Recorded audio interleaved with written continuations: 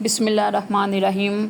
अस्सलाम वालेकुम नाजरीन, welcome back to my YouTube channel. आज हम बनाएंगे कद्दू शरीफ की ग्रेवी और ये बहुत ही मुनफरिद अंदाज में होगी कि बच्चे कह कर आपको ये रेसिपी दोबारा से बनवाएंगे इंशाल्लाह। इसके लिए हमने क्या किया है, हाफ़ के जी बीफ कीमा लिया है और उसे प्रेशर में डाल दिया। उसके बाद उसमें एक बड़ा टमाटर, एक बड़े साइज़ का प्याज और 3 से 4 जवे लहसुन के डालकर नमक, मिर्च और हल्दी हस्बे ज़ायका डाल लें। या मैंने 1 टीस्पून तीनों चीज़ों का लिया है। और इससे डालने के बाद कीमे को अच्छी तरह से गलाने के लिए 2 गिलास पानी के डालकर प्रेशर लगा दिया।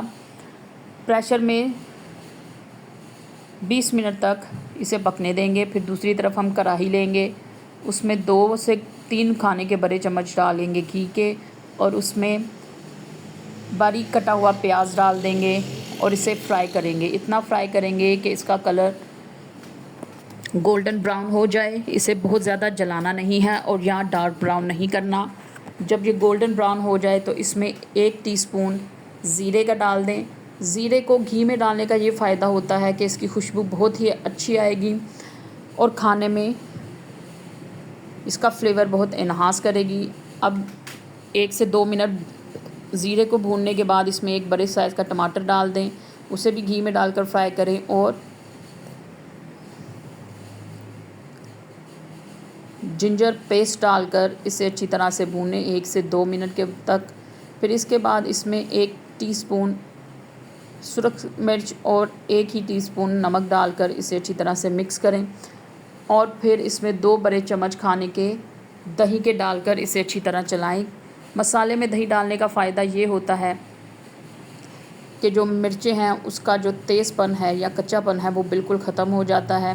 फिर इसमें 2 घूंट पानी डालकर इसे थोड़ी देर ढाँप कर रख दें ताकि जो मसाला है और जो हमारी सब्ज़ियां हैं वो अच्छी तरह से गल जाएं। जब 2 से 3 मिनट हो जाएं तो इसे अच्छी तरह से मैश कर लें सब्ज़ियों को। और कद्दू को जो हमने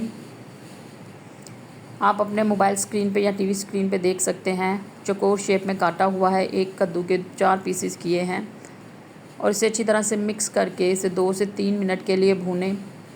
और इसी दौरान अगर आपको मेरी रेसिपी पसंद आए तो मेरे चैनल को सब्सक्राइब करें और मेरी वीडियो को लाइक और शेयर करें। इसमें 2 बड़े गिलास पानी के डाल दें भूनने के बाद अच्छी तरह और इसे ढाँप कर रख दें ताकि जो कद्दू है वो अच्छी तरह से गल जाए।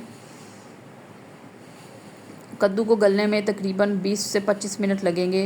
दूसरी तरफ हमारा जो कीमा था वो अच्छी तरह से पक चुका है।